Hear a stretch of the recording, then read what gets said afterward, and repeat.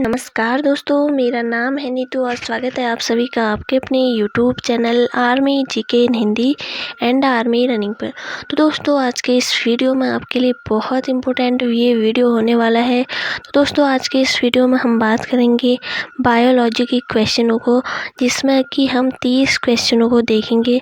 तो आप कॉपी और पेन लेकर ज़रूर बैठ जाइए। जो क्वेश्चन आपको नहीं आता है उसे जल्दी से नोट करिएगा। जो क्वेश्चन आता है आप उसका आंसर कमेंट करके जल्दी से 5 सेकंड का टाइम दिया जाएगा आपको उसका आंसर बताना है।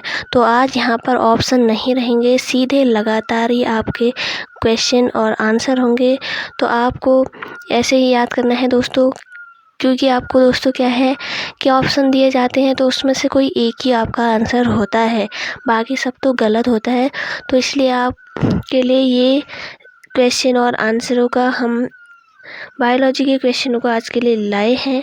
तो दोस्तों, आप चाहे नर्सिंग असिस्टेंट की तैयारी करते हो, आर्मी जीडी की तैयारी करते हो, तो सबसे ज़्यादा इम्पोर्टेंट तो नर्सिंग वालों के लिए होगा, क्योंकि उसमें ही ज़्यादा क्वेश्चन पूछे जाते हैं बायोलॉजी से।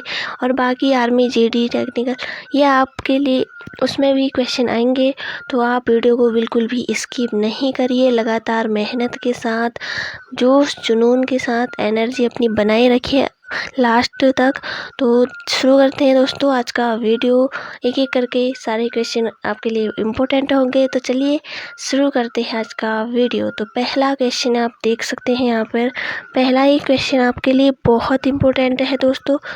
आपके लिए क्वेश्चन है, पहला क्वेश्चन है दोस्तों, कौन सी मछली बिना सल्क वाली होती है? तो ये क्वेश्चन आप नोट ज़रूर कर ले दोस्तों, कौन सी मछली बिना सल्क वाली होती है? तो ऑप्शन है कैटफिश। तो ऑप्शन आपका कुछ भी दिया हो सकता है, तो कैटफिश आपको राइट आंसर करना है दोस्तों। कौन सी मछली बिना सल्क वाली होती है? कैटफिश आपका राइट आंसर होगा।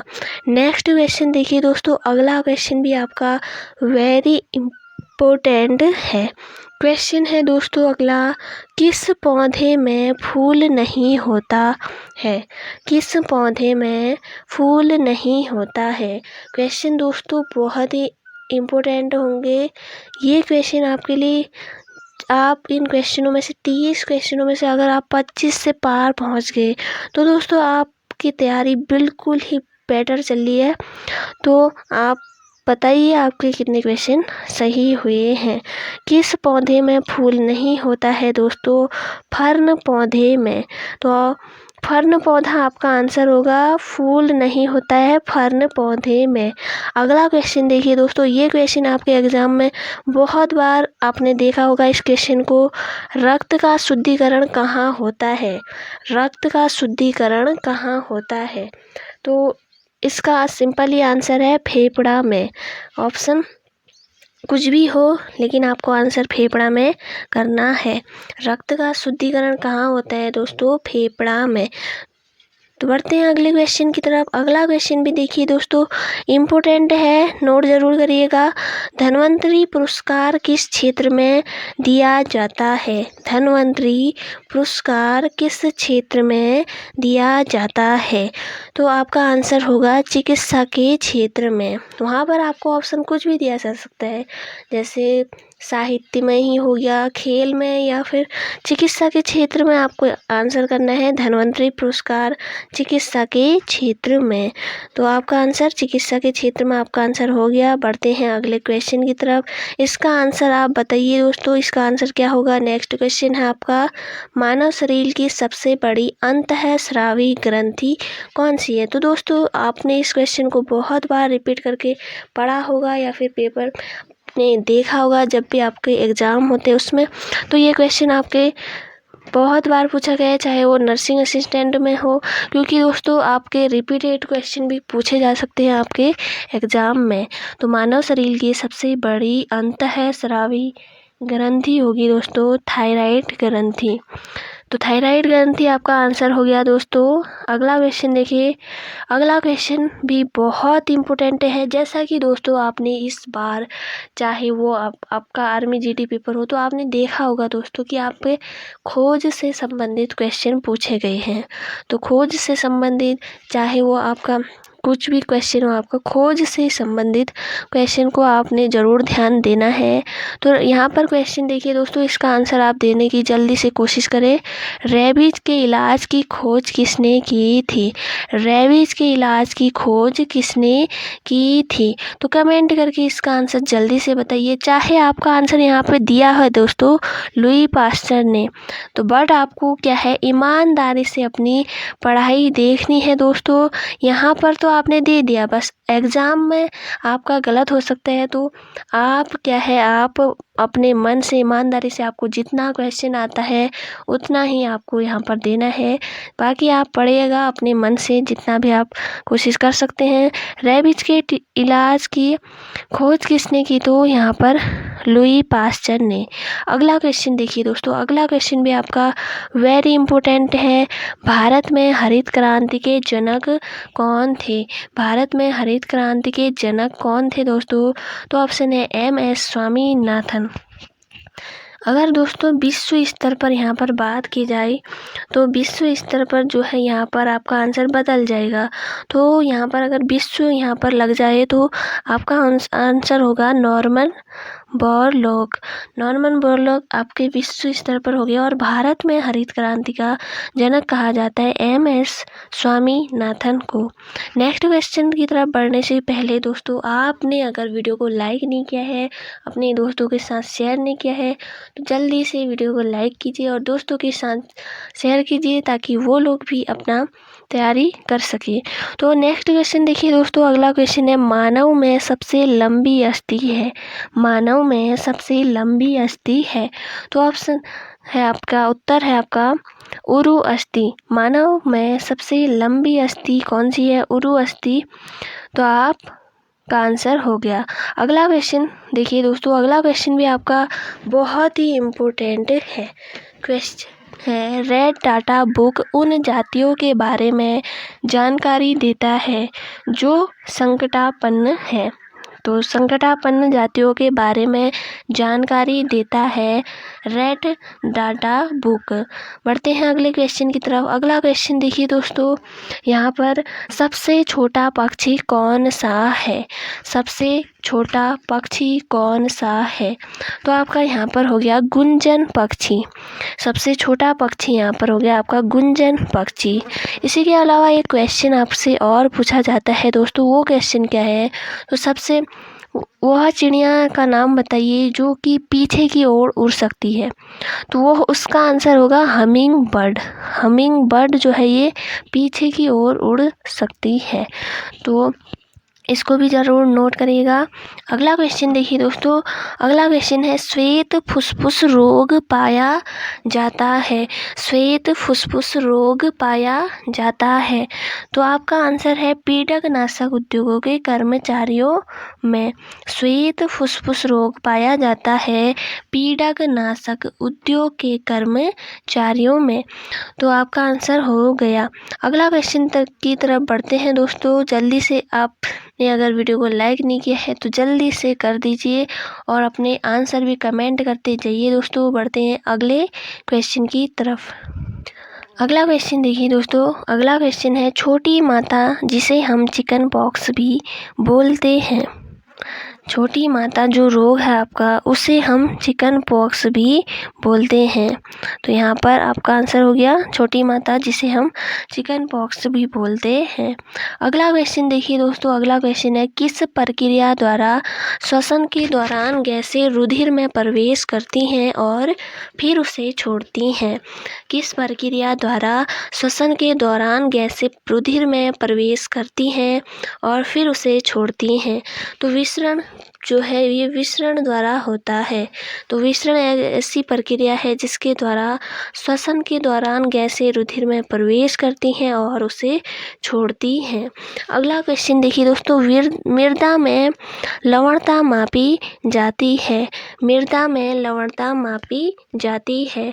तो आपका आंसर होगा चालकता मापी से। मृदा में लवणता मापी जाती है चालकता मापी से। अगला क्वेश्चन देखिए दोस्तों, अगला क्वेश्चन भी आपका रोग से है, जिससे आपके क्वेश्चन बनते ही हैं। तो कौन सा एक कवकी रोग है? कौन सा एक कवकी रोग है? तो दाद या खुजली आपका आंसर है। कवकी रोग है आपका दाद या खुजली।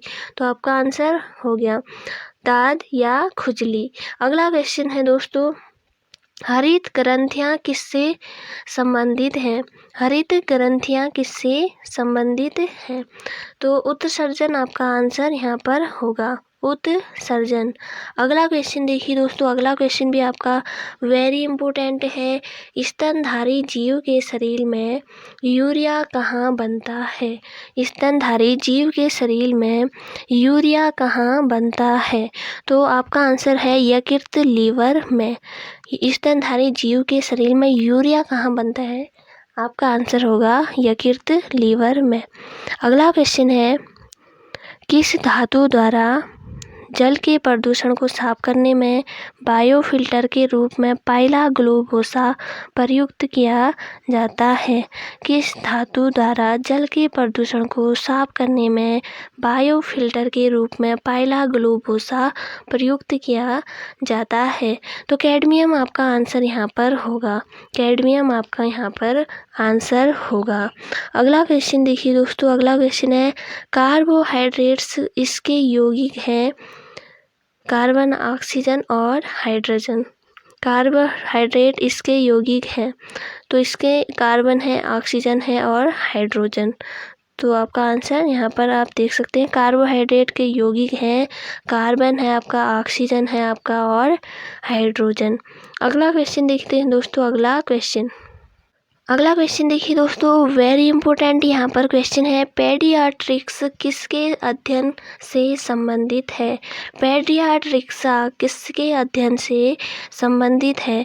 तो शिशु रोग से संबंधित है दोस्तों। पेडियाट्रिक्स किसके अध्ययन से संबंधित है? शिशु रोग आप याद रखिए। अगला क्वेश्चन भी आपका इम्पोर्टेंट है, ये क्वेश्चन आप वेरी इंपॉर्टेंट कर लीजिए। क्वेश्चन है, चिकित्सा शास्त्र का जनक किसे कहा जाता है? चिकित्सा शास्त्र का जनक किसे कहा जाता है? तो हिप्पोक्रेटस आपको याद रखना है, इसे जरूर नोट करिएगा दोस्तों, ये क्वेश्चन आपके लिए वेरी इंपॉर्टेंट है। चिकित्सा शास्त्र का जनक हिप्पोक्रेटस आपका आंसर है। अगला क्वेश्चन भी बहुत ही इम्पोर्टेंट है, आप इसका आंसर जल्दी से कमेंट करके बताइए दोस्तों। क्वेश्चन है, किस ग्रंथि को आपातकालीन ग्रंथि भी कहा जाता है? तो ये क्वेश्चन आपको बहुत याद रखना है दोस्तों, किस ग्रंथि को आपातकालीन ग्रंथि भी कहा जाता है? तो एड्रिनल ग्रंथि या फिर अधिवृक्क ग्रंथि, तो इसे आपातकालीन ग्रंथि कहा जाता है। तो दोस्तों आपको याद रखना है दोनों ही नाम, एड्रिनल ग्रंथि या फिर अधिवृक्क ग्रंथि, जो जिसे कि आपातकालीन ग्रंथि कहा जाता है। नेक्स्ट क्वेश्चन क्या है दोस्तों, अगला क्वेश्चन है, हृदय और फेफड़े की गति सुनने के लिए किस यंत्र का प्रयोग किया जाता है? तो इसका आंसर तो आपको सभी को आना है चाहिए। तो दोस्तों आप जब भी डॉक्टर के पास जाते हैं, जब वो आप दो कान पे लगाए रहते हैं और आपका नब्ज चेक करते हैं, तो हृदय और फेफड़ों की गति सुनने के लिए किस यंत्र का प्रयोग किया जाता है? तो स्टेथोस्कोप आप याद रखिए दोस्तों, ये क्वेश्चन आपके लिए वेरी इंपॉर्टेंट है। अगला क्वेश्चन भी आपका इम्पोर्टेंट है, आम का वैज्ञानिक नाम क्या है? तो इसका आंसर तो आप बचपन से ही पढ़ते आ रहे होंगे दोस्तों, अगर आपकी बायो होगी तो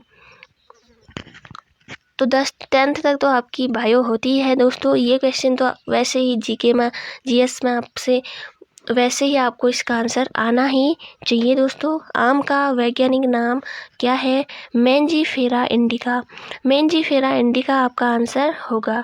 अगला क्वेश्चन देखिए दोस्तों, अगला क्वेश्चन भी आपका वेरी इंपॉर्टेंट है, तंबाकू में मौजूद विषैले पदार्थ को क्या कहते हैं? तंबाकू में मौजूद विषैले पदार्थ को क्या कहते हैं? निकोटीन आपका आंसर होगा। तंबाकू में मौजूद विषैले पदार्थ को कहते हैं निकोटीन। अगला क्वेश्चन भी वेरी इंपॉर्टेंट है आपके लिए।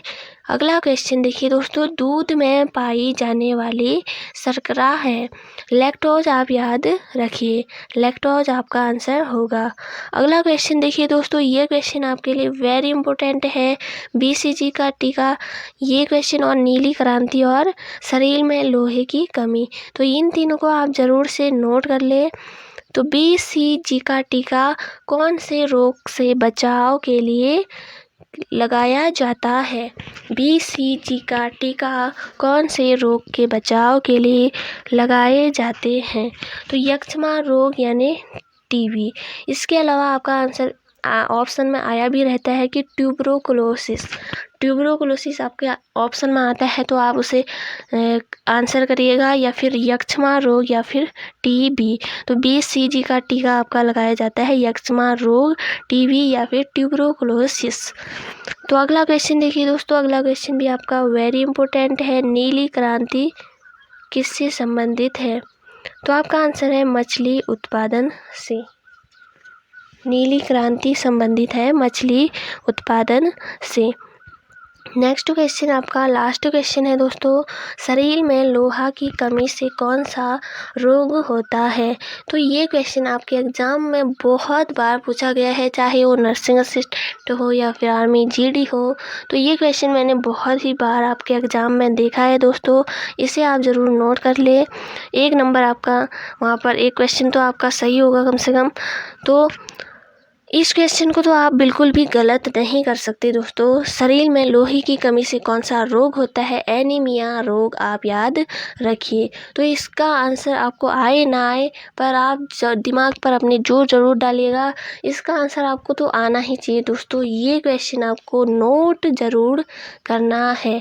तो दोस्तों 30 क्वेश्चनों में से आपके कितने क्वेश्चन आपने सही किए हैं दोस्तों? कमेंट करके जल्दी से बताइए आपके कितने क्वेश्चन सही हुए हैं 30 क्वेश्चनों में।